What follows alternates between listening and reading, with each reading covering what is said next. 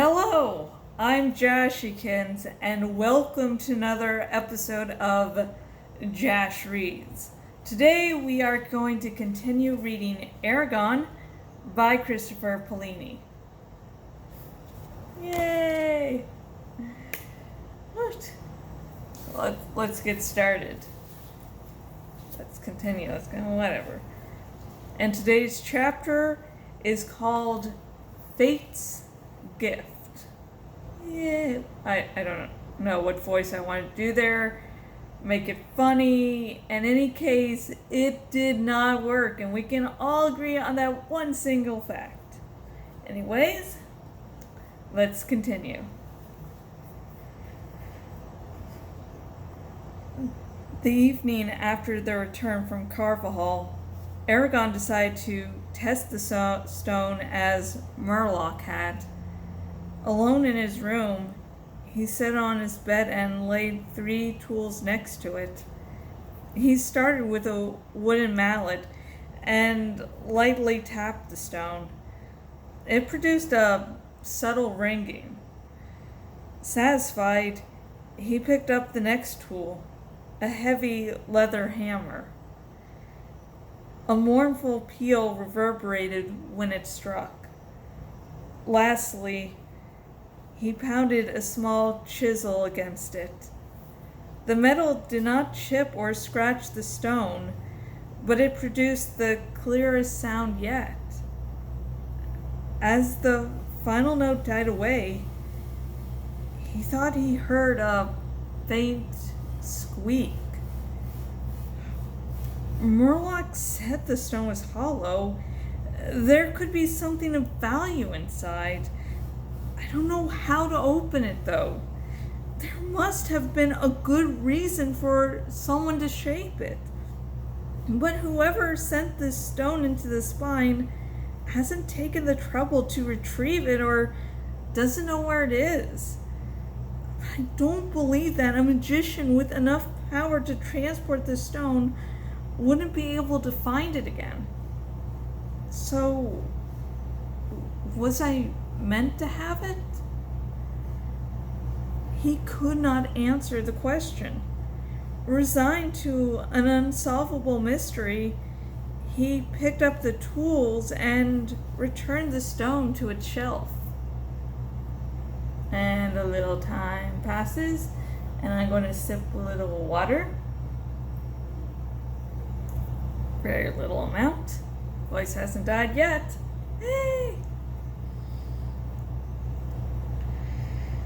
Continuing.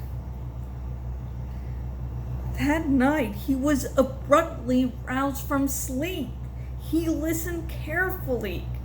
All was quiet. Uneasy, he slid his hand under the mattress and grasped his knife. He waited a few minutes, then slowly sank back to sleep. A squeak pierced the silence, tearing him back to wakefulness. He rolled out of bed and yanked the knife from its sheath. Fumbling with a tinderbox, he lit a candle. The door to his room was closed. Through the I can read, I swear I can. Anyways, though the squeak was too loud for a mouse or rat, he still checked under the bed. Nothing. He sat on the edge of the mattress and rubbed the sleep from his eyes. Another squeak filled the air, and he started violently. Where was the noise coming from? Nothing could be in the floor or walls. They were solid wood. The same went for his bed, and he would have noticed if anything had crawled into his straw mattress during the night. His eyes settled on the stone. He took it off the shelf and absently cradled it as he studied the room. A squeak ran in his ears and reverberated through his fingers. It came from the stone. The stone had given him nothing but frustration and anger, and now it would not even let him sleep. It ignored his furious glare and sat solidly, occasionally peeping. Then it gave one very loud squeak and fell silent. Eragon warily put it away and got back under the sheets. Whatever secret the stone held, it would have to wait until morning. The moon was shining through his window when he woke again. The stone was rocking rapidly on the shelf, knocking against the wall. It was bathed in cool moonlight that bleached its surface. Eragon jumped out of bed, knife in hand. The motion stopped, but he remained tense. Then the stone started squeaking and rocking faster than ever. With an oath, he began dressing. He did not care how valuable the stone might be. He was going to take it far away and bury it. The rocking stopped. The stone became quiet. It quivered, then rolled forward and dropped onto the floor with a loud thump. He inched toward the door in alarm as the stone wobbled toward him. Suddenly, a crack appeared on the stone. Then another, and another. Transfixed, Eragon leaned forward, still holding the knife. At the top of the stone, where all the cracks met, a small piece wobbled, as if it were balanced on something, then rose and toppled to the floor.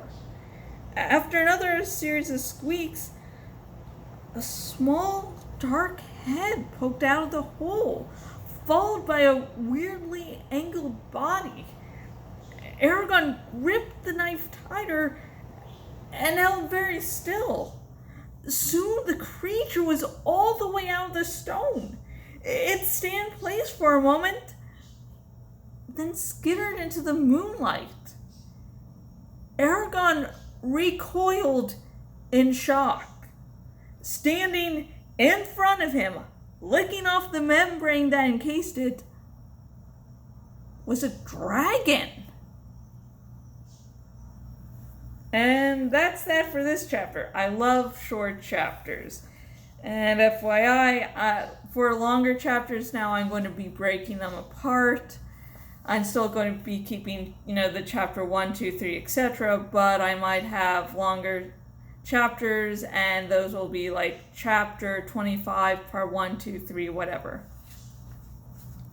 But this was a nice short chapter. Yay! Sorry about missing a week. I was just trying to, recover while still being productive, so sorry there.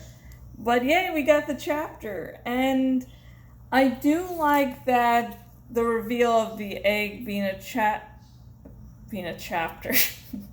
I like the whole reveal of the egg being a dragon. That reveal happens from page 35, 36, and 37. So, not even 50 pages into the book, we have something very important happen. And there's, not hundreds of pages going, oh my gosh, what is this stone really? When, it's a book about a dragon. It's like, oh my god, they didn't drag it on too long, which Christopher Polini didn't drag it on too long, which I am glad of, because it wasn't really a big mystery. I mean, if you just see the cover, you're like, and that the series is about a boy and a dragon, it's like, oh, I wonder what this mysterious stone is. So if you're writing a book, be aware of pacing. Pacing can make or kill a story. And so it's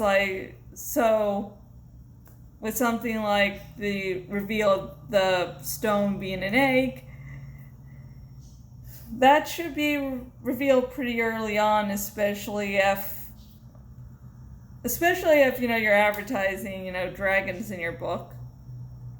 I mean, the only way for it to be okay to drag the mystery of the stone actually being an egg would be if the whole focus of the series or of the book or the short story or whatever isn't, advertised as being about dragons, because then the reveal would just, and the whole mystery would just seem, it would seem like, oh, this has dragged on too long. I wonder what it is.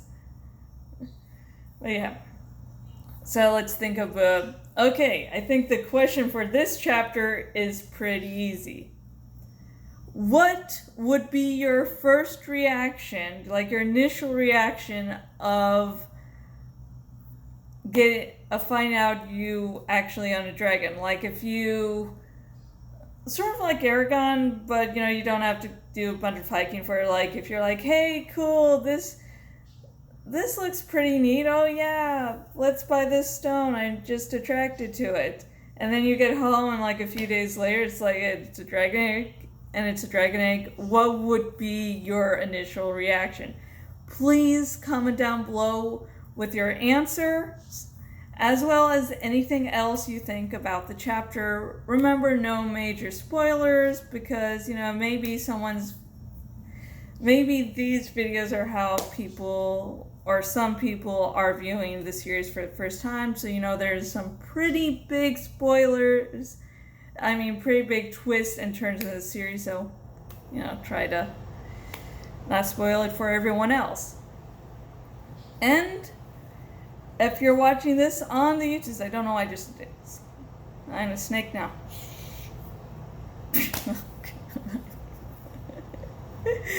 Anyways, if you're watching on the YouTubes, please like this if you would like your very own little pet dragon. If you're like, hey, if you're sort of like Hagrid from Harry Potter, and you're like, I really want a baby dragon.